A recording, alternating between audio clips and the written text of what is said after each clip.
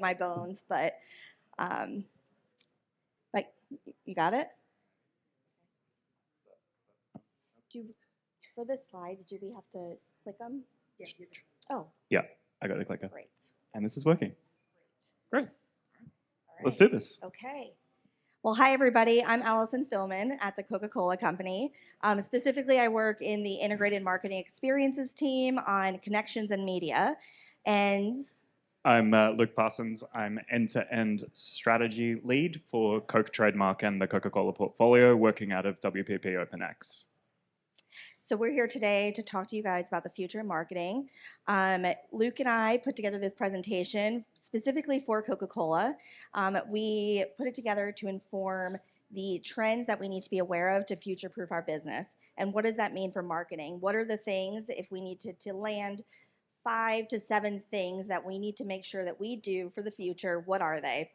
And as we all know, and as the last presenter mentioned, it is very hard to move the needle at a large company. Even though Coca-Cola, you'd be like, oh gosh, it can't be that hard, right? But it is hard. So we took a very specific effort to make sure that we are future-proofing, and that's where we're going to share with you today what we informed our marketing team of where we need to focus, and we hope that that can inspire you guys with your brands to also think about some of the similar things. So it goes without saying, it's an amazing time to be in marketing. There's more touch points for consumer than there are stars in the sky. It is a time where technology, consumer behavior, and all of those things are really merging together. Next slide. But the pendulum really has swung too far, and what's happened in the last few years is we are becoming more obsessed with technology than we really are with starting with the human and the progress that we need to make with the human. Cool. So as we kind of looked into and understood how technology is changing, how human behavior is changing as a result of technology, and kind of the implications for brands and marketing as we move forward, we kind of identified these 5 shifts, which we think that all brands, certainly within the Coca-Cola company, but within this room as well, need to start thinking about as we think about how to market going forward in order to cut through. We live in an overcluttered, overcrowded, low attention world, and that's just the fact of it. So as we think about this going forward, we really need to kind of move away from the old school, spray and pray approach to advertising of pure scale. People are paying less and less attention. They're tuning it out. Scott Galloway says that advertising is a tax on the poor or the technologically illiterate. People can avoid advertising very, very easily now, and I'm sure a lot of people in this room, even though we work in marketing and advertising, probably do. So what that means is we need to be thinking about value exchanges. We need to think about what can we provide to the consumer in exchange for their time, or their attention, or their money, or their data, or whatever it is. What are we giving back to them every time we show up? Going from staying in category lanes, we all have our playbooks. We're in CPG. There are very established CPG playbooks. Doesn't matter if you're in automotive, doesn't matter what it is. There are established playbooks for how we behave as brands, but actually being competitive means living on the edges. How do we push beyond what is expected within a category in order to stand out from others in the category? Traditional touchpoint roles, we kind of all know what TV is supposed to do for us. We all know what social media is quote unquote supposed to do for us. Let's move beyond that. Let's think about the beacons of an experience. And this ties into how we deliver value, right? What are the experiences that we're creating? And then what is kind of the sole touch point that is really, really imperative to bring that to life with a key audience? Overcluttered spaces, this is no surprise to anybody, the marketing landscape, the media landscape is incredibly crowded. So leaning into our iconicity, the Coca-Cola company is one of the most iconic brands on this planet. There are a lot of other iconic brands in this room. How do we use that to our advantage? And then human limitations to artificial superpowers. It wouldn't be a marketing conference if I didn't touch on AI in some capacity. So we are going to start off with talking about value exchanges. Cool. So as I look around the room, I see phones in hands. I'm positive there's. It's not a judgment that you can keep your phone in your hand. I don't mind. Those phones that aren't in hands are in pockets or in bags. Oh, I clicked the slide accidentally. You know, there are laptops hanging around the room. We're looking at a screen right now. You know, all of us are exposed to dozens and dozens of touch points every single day, every single hour of every single day. And what that means is there's just been a massive, massive increase in the level of consumption of media. The average American is consuming 118 minutes more media than they were 10 years ago. All of us individually, on average, spend about 7 hours a day looking at screens. Like, that is just a phenomenal amount of exposure to media. And, you know, there are certain things that we know to be true. You know, linear is declining. That's no surprise. Digital is growing. That's no surprise.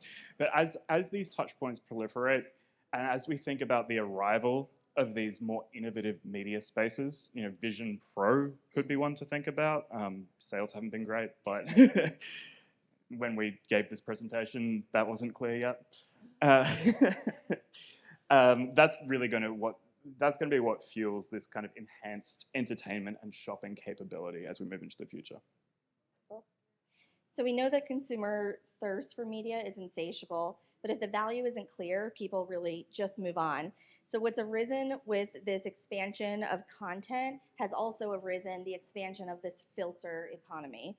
It's easy to dismiss digital behavior as transient and to say that our generation or Gen Z has, I am not Gen Z, by the way, I'm not trying to say that, but about our generations have the attention span of a goldfish really just is not true. What's happened is that people have trained their brains to judge what we put in front of them.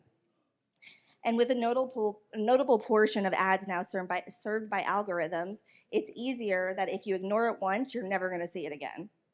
So in a world where there's endless competition for attention, for me, it's the emails I get from the school every day, or it's my group chat with my mom friends, or it's that series on Netflix that I've been trying to watch for a month. All that to say is there is a huge competition for people's attention. But the good news is that if the value is clear, people are happy to share and engage with the brand. For example, take autofill.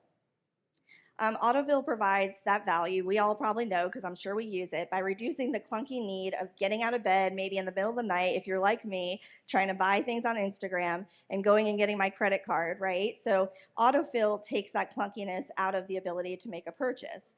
That is a clear value exchange. It's data for convenience.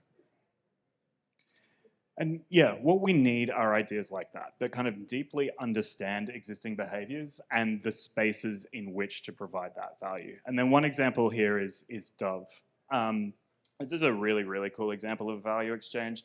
They partnered with the Open Source for Afro Hair Library to create the kind of first ever complete guide for how to code natural hair in video games. And they asked kind of their users to submit data and be part of this in order to kind of better affect representation within the gaming world. So this was like a free downloadable resource that helps game developers better depict, you know, true to life textured hair for more diverse characters. And really that value exchange that it sets up is, you know, data in exchange for representation in culture that you care about, right? Very, very clear value exchange. So, moving on to our second tenet or observation is from staying in category lanes to seeking out those competitive edges. I don't have enough hands for all of the things I have, so just bear with me. There's a very good chance I'm going to drop all of my notes at some point. So the reality is that nobody has really been able to unify like reach and frequency across all platforms and all audiences. It's just not a thing that we can really do as an industry just yet. But the fact is that by 2025, the US will be new majority. That means that, you know, non-Hispanic white people are going to fall below 50% as a share of the total US population across all of the country. In a lot of states and a lot of cities, it wouldn't surprise me if Miami is one of them. That is already the case. But actually kind of the fastest growing demographic segment is multiracial, like what we call the 200%ers. I'm 100% Cuban and 100% American, I'm 200%. So that kind of blending and blurring of lines, that deconstruction of demographic across America, means that we need to de-average America as well. We need to start thinking beyond demographics to identify the competitive edges, the opportunity moments, the need states, and the behaviors that we should be tapping into. So this is our build. So we as marketers need to think about how we identify those competitive edges. And a few things I'm going to take you through. The way that Coke is thinking about some of this is the first one being, these are not all of the areas, but these are a few examples, is calorie shifting. So again, this is thinking beyond just the beverage consumption category. We play very well there. We are iconic. We have great brands. People know us. How do we go beyond? And how do we insert ourselves to, again, create that edge that, frankly, we don't have with Gen Z? So one of them is calorie shifting. This is the behavior of choosing, for example, a Coke over a cookie, or where someone might eat fewer calories in the morning to save them for a special event later in the day. For Coca-Cola, this means thinking beyond that immediate beverage consumption and thinking into different categories, perhaps dessert, or I don't know, dessert is a good one. But yeah, that puts us into a totally different category than we are used to playing in. The second is mashups. So Americans increasingly seek out bizarre mashups. TikTok showed 77% of people have actually tried new things that inspired them from TikTok. So Pringles, as an example, surfed off this mashup trend, doing this high-low, Pringles and caviar as a limited time offer. The third, Gen Z, we know, drinks 20% less alcohol than former millennials. InBev actually projects that no low alcohol brands will make up 20% of sales in 2025. So for Coca-Cola, how do we become unmissable at places where alcohol is being served to give people that opportunity to not choose alcohol? And then lastly, the trend of get ready with me. Get Ready With Me currently, does everyone know Get Ready With Me on TikTok? Okay. I know the women probably do, has 46.8 billion views in the US alone. That's huge. There are category entry points like Get Ready With Me that present huge opportunities for all of us. For us, considering brands like a Smart Water, which is one of our brands, to partner with this opportunity puts us in a different space than, again, we usually play in. Cool. So as we think through those imperative pairings that kind of are able to deliver us that competitive edge, as we think about how to kind of go beyond the category bounds, there's a lot of ways in there. It can be from a passion perspective. It can be from a moment or an occasion perspective. It can be from a consumer needs state or a behavioral perspective. And this Oreo example we think is a really, really cool example. It tapped into kind of the existing user behavior of how people consume that product. It was based in an inherent human truth, but it kind of went beyond that behavior within their category and allowed consumers to associate it with kind of any decision-making moment.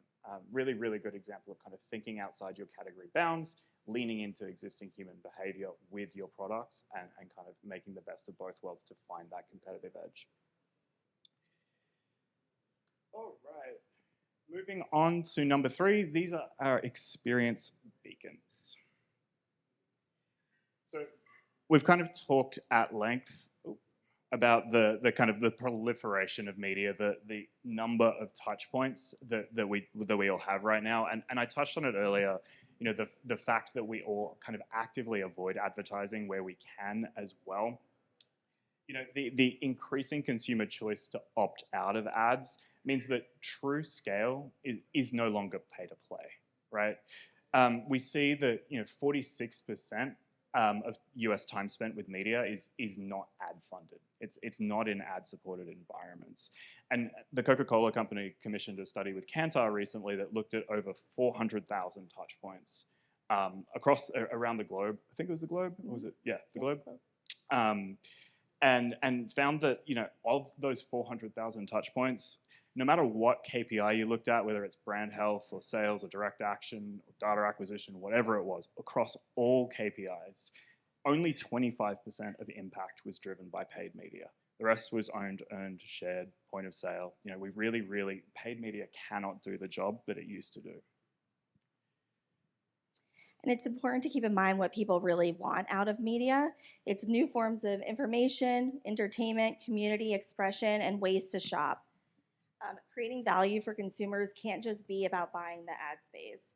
So a good example of that is this really shows how if you identify, you can go to the next slide, if you identify the human behavior, you need to identify the human behavior that's really going to drive the change that you want. So this is the Lunchabuild This campaign. Has anyone seen this? Okay, it's pretty cool. I'm a fan. It took the user behavior of kids playing with their food to fuel further creativity by kids, to give them instruction manuals of how to build different things with your Lunchables. And this campaign was brought to life out in the real world through different out-of-home, featuring the Lunchabuild instructions in different areas like bike racks or bus shelters, giving the kids inspiration to actually build the things that they see in the real world. Ultimately, the beacons that we choose, the way that we show up, really needs to be thinking about how do we use media, how do we use the places and spaces, the activations that we create in order to convey our message just as effectively as the message itself. So, as we think about smart cities and the concept of converging data with spaces in order to kind of make more livable environments or to make efficiencies in city planning or all of that sort of stuff. IBM, who obviously are the ones empowering a lot of that, brought this to life in a really, really impactful way through their marketing, where they had these functional beacons that kind of enabled these smarter cities in real time in the way that they showed up. And this is something that we're really thinking about a lot at the Coca-Cola company is how can we create these beacons? Yeah, our new CMO for North America, we do a lot. As you guys know, you see Coca-Cola everywhere. So it's really about prioritizing fewer, bigger, better. And so there's actually a principle that we're implementing where we're saying, if you have more touch points than your five fingers, then it's one too many. So it's getting really deliberate, but making sure our touch points have the ability to provide that value and not just be slapping a logo or putting an ad on something. So these examples, like some of the out of home, it's how can they become more functional? How can they provide something to consumers that it's not just wallpaper? Yeah, 100%. Okay, moving on to number 4, going from kind of over-cluttered spaces to leaning into iconicity and impact. So in this world, the definition of channels really ceased to be useful. I mean, technically, both of these are social media, but you can't tell me they perform the same function. Does anybody know on this left-hand side what that is? Oh, this is a test of how many Gen Z people we have in the room right now. So okay, well let's start with the other side. That is, I believe it's TikTok, but yes, TikTok or Instagram. But on this left-hand side, it is Discord.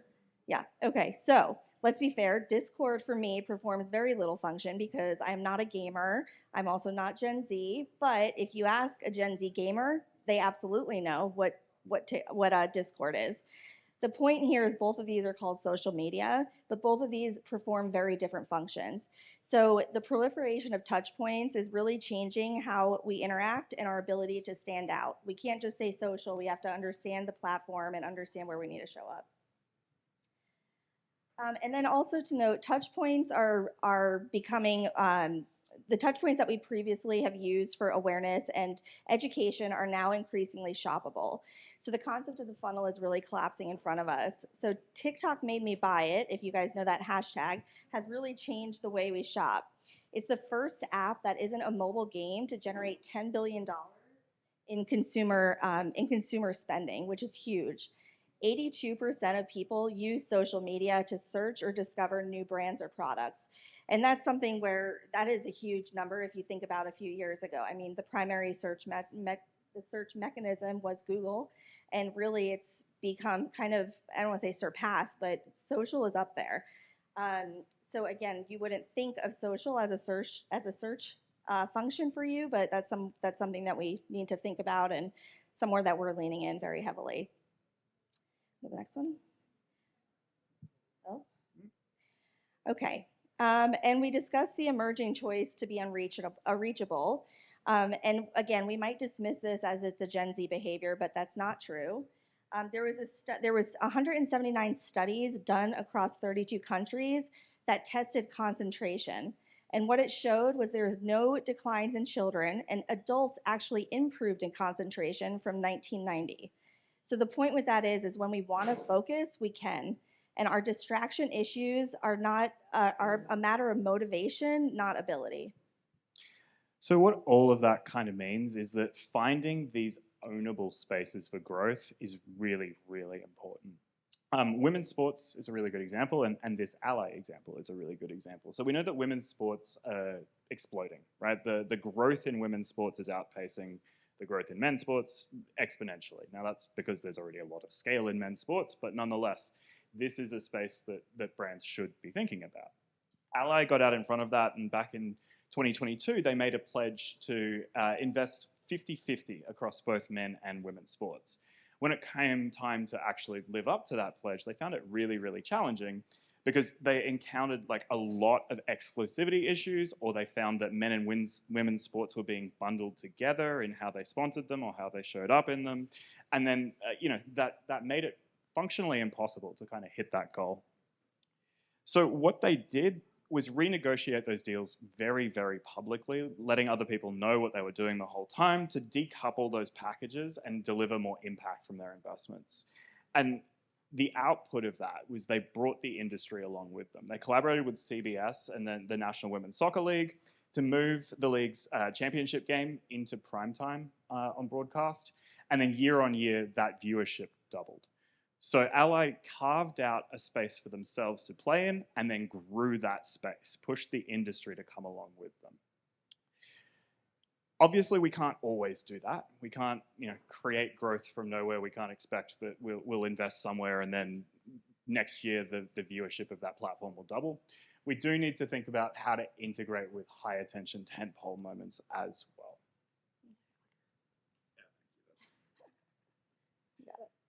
Appreciate you.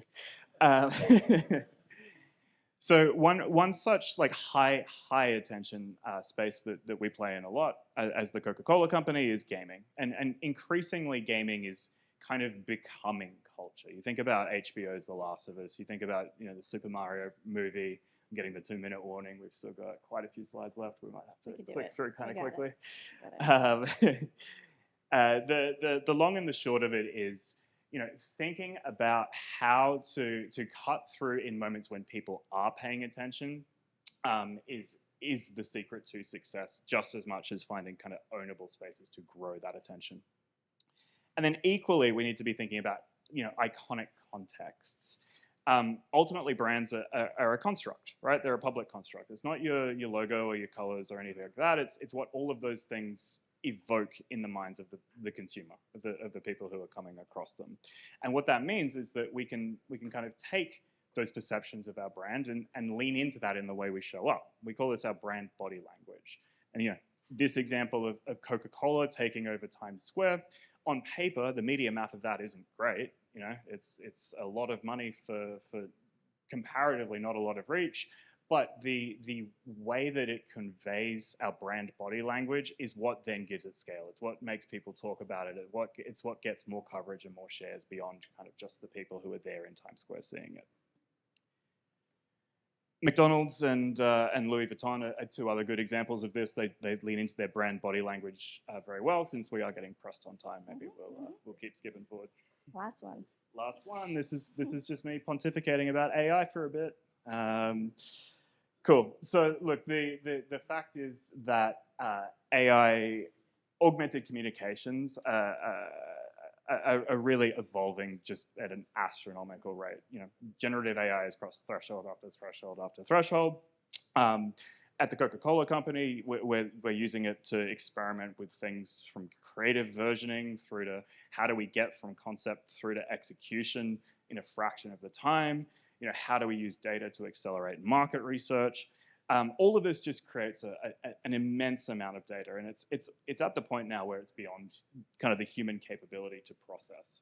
We also this past year used AI to actually launch a new product that was developed by AI. And we also, I don't know if anyone has seen our masterpiece, it's called Campaign, where it's in the art room and all the art starts coming to life. That was also developed through AI. Yeah. So we're doing it in different ways, but you can do it in very simple ways, as in just how do you optimize better, or how do you take some of the manual labor out of the job, right? All the way to how do you actually develop a product. So there's wide span. Yeah. So what we need to do is kind of go beyond our human limitations, our human capabilities, and think of AI not as a threat, but as a superpower. Where can we use it to further advance what we're doing? One really good example of this was a synthetic AI consumer data algorithm that was created for a car brand.